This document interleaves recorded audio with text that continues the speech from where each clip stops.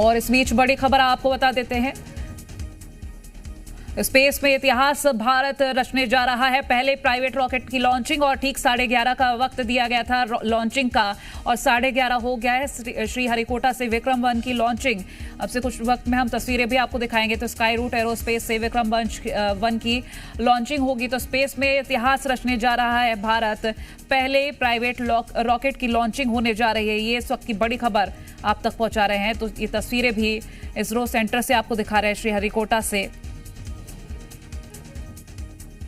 11:30 का जो वक्त दिया था, ठीक उसी वक्त लॉन्चिंग जो तस्वीरें हैं वो हम आपको दिखाने जा रहे हैं। स्पेस में भारत इतिहास रचने जा रहा है।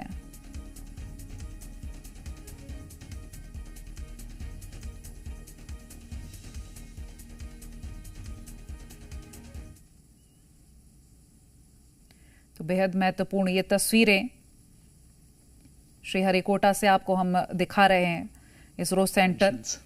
Yeah, I mean, if you can see in the rocket itself, all our rockets and the launch vehicles are named in the honor of Dr. Vikram Sarabhai, the very father of Indian space program, we call him. And all our solid rocket motors, their names are dedicated to Dr. APJ Abdul Kalam, our very own missile man. And all our cryogenic engines, we have dedicated the names to Dr. Satish Dhawan, which we are the center we have also, Satish Dhawan Space Center, dedicated to him. And then we have our hypergolic engines, Raman, and then we have dedicated that name to Nobel laureate Dr. C.V. Raman, and our mission computer after the renowned mathematician Srinivas Ramanujam. So yeah, I think we're gonna keep up this idea of naming our hardwares after scientists until we run out of scientists. Yeah, so I think we need the young budding viewers who've joined us in the launch gallery to become scientists themselves, and famed scientists who take India to great heights, so that we may have names. Yes, right now maybe. Coming to one more interesting fact, I think a lot of people, they don't know this.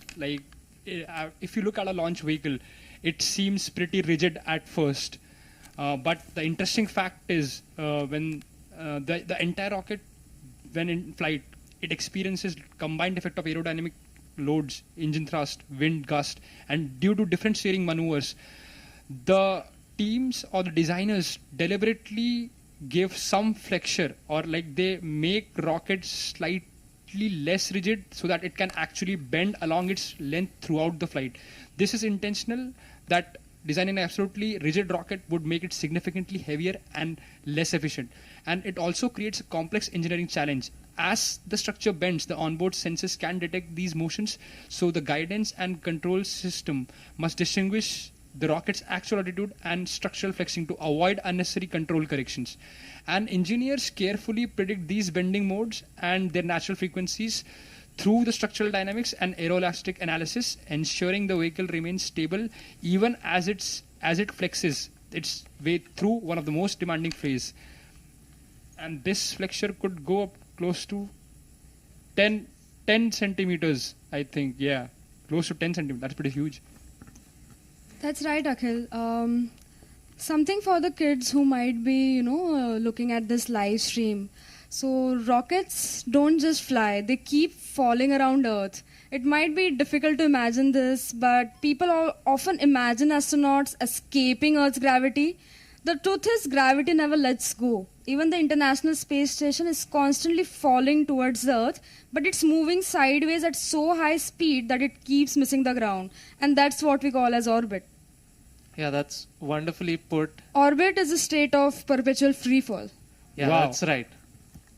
And you spoke about how astronauts on the International Space Stations are also constantly falling towards Earth. And with us today in the Mission Control Center is our very own astronaut, Shubhanshu Shukla. And he's been following Skyroot's journey from a very close distance. He's part of our family as well. And he's here to cheer us on. So we thank him for his presence.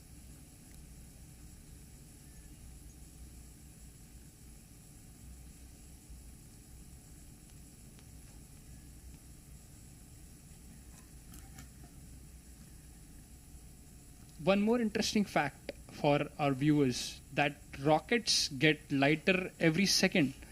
Unlike an airplane, a rocket becomes lighter every second because it continuously burns and throws away propellant. Because in aircrafts we have air-breathing engines, so the oxidizer itself is the air that the turbofan sucks in.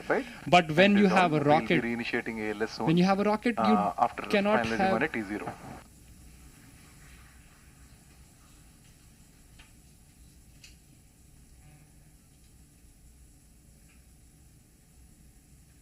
Yeah. So when we are dealing with rockets, there is no air, outside air can enter and can be utilized for propulsion. So we have to carry our own bottles of oxidizers and fuel. And once the rocket is ignited and it's on its way through the entire flight, the propellant is expelled. And when the stage gets burned out, it's also thrown away or jettisoned. So that is why rocket keeps accelerating, because there is less and less mass to push. That's right, Akhil. A rocket may weigh hundreds of tons on the launch pad. Consider our Vikram 1, it weighs around 45,000 kgs on the launch pad, but nearly 90% of that weight is just propellant. That's really amazing. That structural mass is so less. I mean,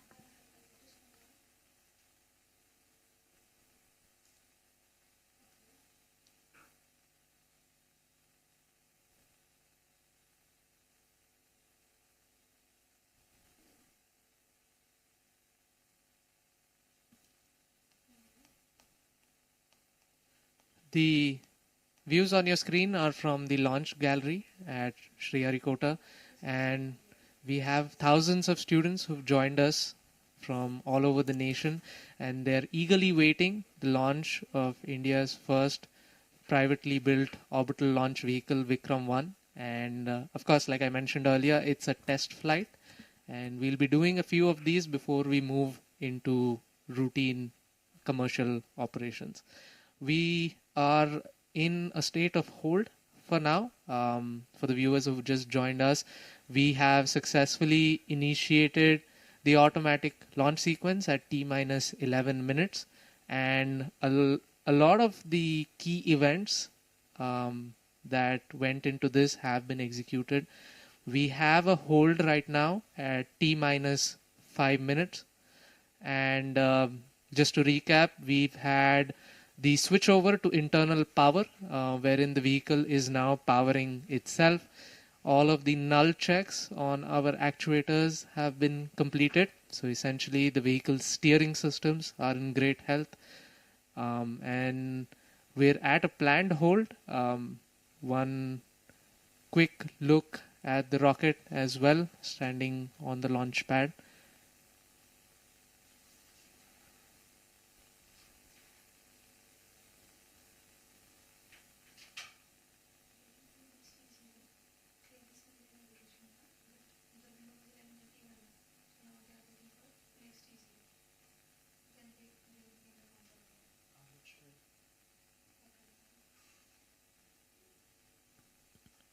All right, we're getting updates from the mission control teams.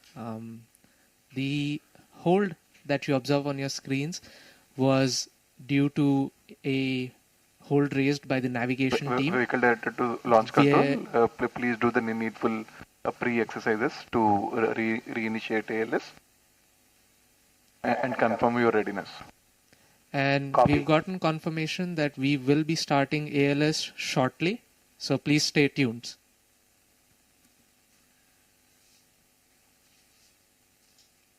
So we had a planned hold, and we've just heard from the mission teams below that we are ready to restart the automatic launch sequence shortly. And just to recap once again, Vikram 1 is on the launch pad. It's ready and eagerly awaiting its first test flight.